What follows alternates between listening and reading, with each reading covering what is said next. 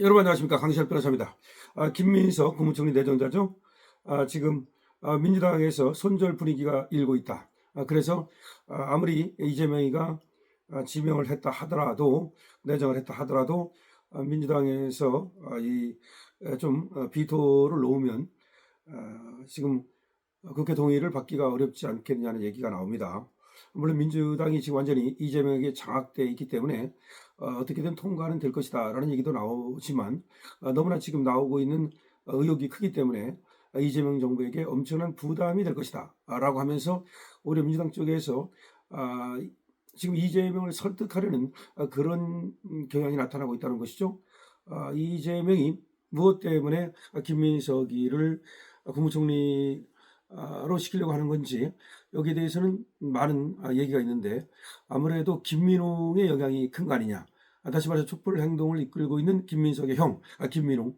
여기가 이재명의 지금 대통령 당선에 어쨌든 영향을 끼친 것이 아니냐.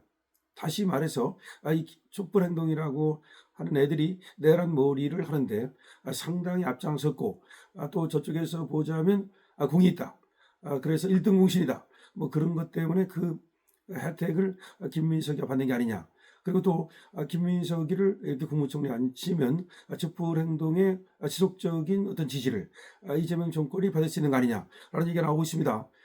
그래서 김민석이를 앉혔는데, 그런데 김민석이가 파도 추담만 나오는 파파추, 그리고 까도 추담만 나오는 까까추, 특히 돈 문제에서 아주 더러운 모습이 계속 드러나면서 과연 김민석이를 계속 밀고 갈 수 있겠느냐라는 얘기가 나오고 있습니다. 자, 이와 관련해서 지금 뉴스가 있는데요. 이 뉴스 내용을 전하고서 계속해서 여러분께 이 김민석 문제를 언급하겠습니다.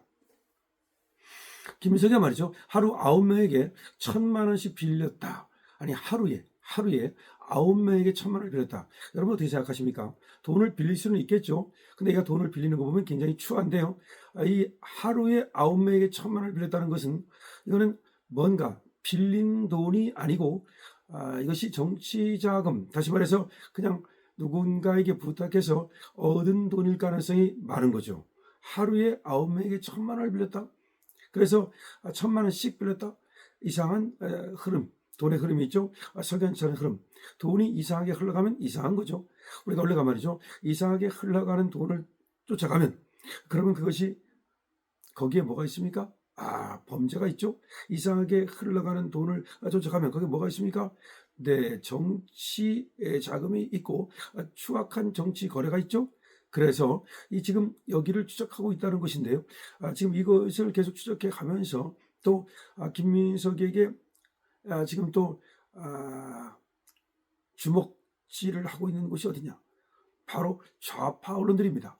이 뉴스타파 같은 데라든지 내지는 경향, 한겨레 이런 데에서도 이 김민석에 대해서 뭐 봐주거나 이런 것이 없어요. 그래서 김민석이를 과연 좌파 언론들이 탐탁하게 생각하는 것인가, 이것도 지금 알기가 어려운데요. 지금 이한주에 대해서도 뉴스타파에서 특정 보도를 했는데요. 물론 김민석이는 여러 곳에서 보도를 하고는 있습니다만은, 어쨌든 지금 이런 좌파들 언론들이 이 좌파 정권에 대해서 뭔가 기를 들이려는 그런 모습이 드러나고 있습니다. 다시 말하면 지금 여러분 잘 아시는 지금 김민석뿐만 아니라 이한주 경기도에서 계속해서 이재명을 따라다녔고, 그리고 기본소득을 설계했다고 하는 국정기획위원장으로 이번에 임명이 된 이자에 대해서도 뉴스타파에서 특정 보도를 했죠. 자기 아들에게 어린이날 부동산을 어린이날 선물로 줬다는 거죠. 자, 그런 얘기가 나오는가 하면, 또 지금 민정수석이라고 하는 지금 오광수라든가 또 지금 김병기 원내대표 출마한 이런 애들에 대해서 지금 좌파 언론들이 계속해서 써대고 있단 말이죠. 그럼 이거는 누군가를 제거하고 누군가를 그 자리에 앉히려는 그런 음모다, 또 이렇게 볼 수 있습니다. 다시 말하면 좌파 언론들이, 이것이 김어준이가 총 어떤 사령관인지 알 수 없습니다만, 누군가를 제거하고 누군가를 그 자리에 앉히려는, 다시 말해서 민석이에게 뭔가 마음에 들지 않는 부정적인 그런 어떤 김민석을 제거하려는 그런 세력들, 그다음에 오광수를 민정수석에 앉히는 것에 대해서 반대하는 세력들, 뭐 이런 애들이 주도적으로 지금 언론 지휘를 하는 게 아니냐, 그런 얘기도 나오고 있습니다만은, 어쨌든 간에 나오는 것은 뭐 없는 걸 만든 건 아니니까 지금 우리로서는 뭐 화장할 바입니다.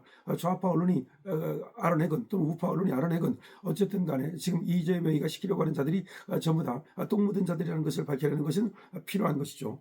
자, 하루 9명에게 1천만 원씩 빌렸다. 이 보도는 SBS에서 일단 보도한 걸 보겠습니다. 자, 지난 2018년 4월 당시 민주당 민주연구원장이던 김민석 이가 2018년 4월로 거슬러 올라가면 그 당시에 김민석이가 민주당의 민주연구원장을 했다는 거죠.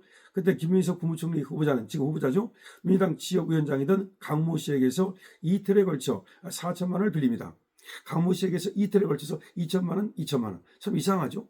왜 그것도 한 번에 4천만 원을 빌리는 게 아니라 이틀에 걸쳐서 2천만 원씩 해서 4천만 원을 빌렸을까요?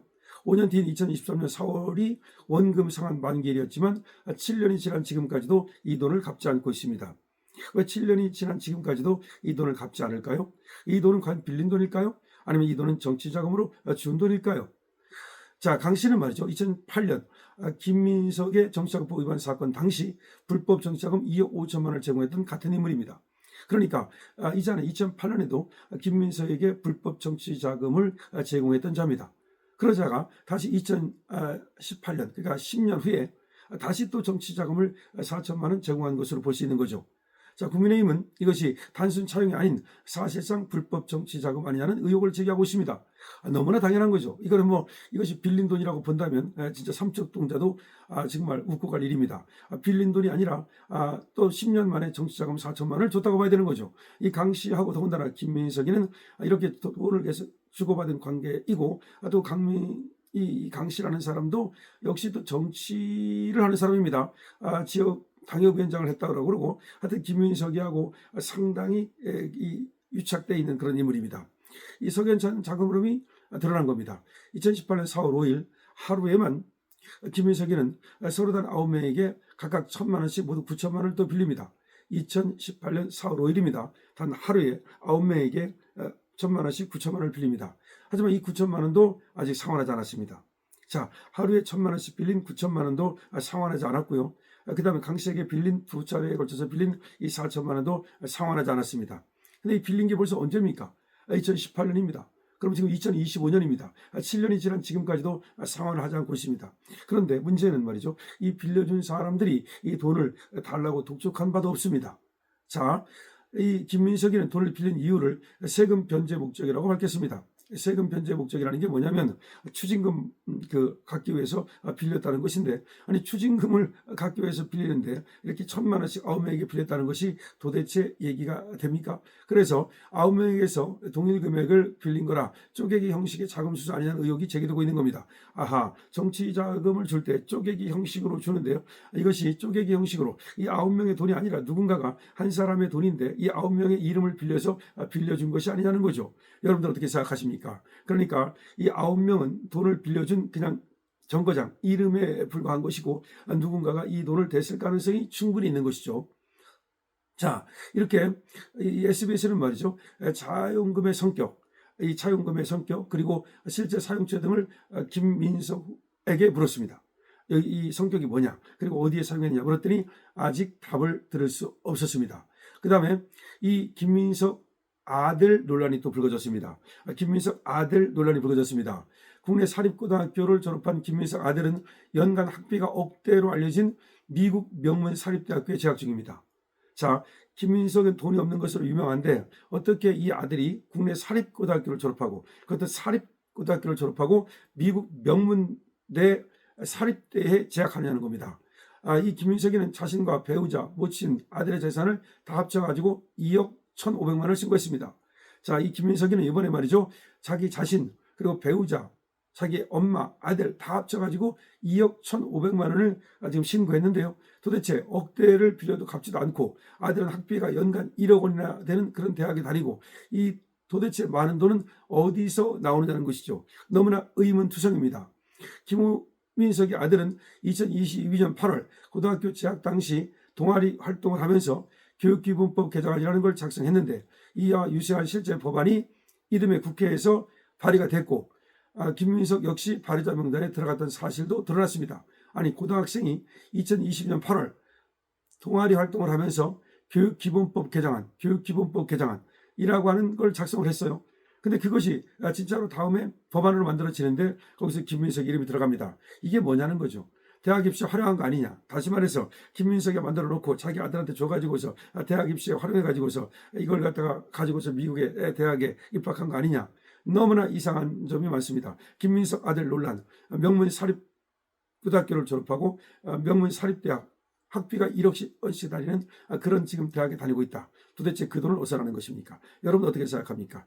김민석 이 낙마가 너무나 당연하다고 생각하시면 222번을 주시고 여러분 여기에 대해서 이 김민석 논란에 대해서 여러분들이 활발한 의견을 개진해 주시기 바랍니다. 강시영 TV입니다.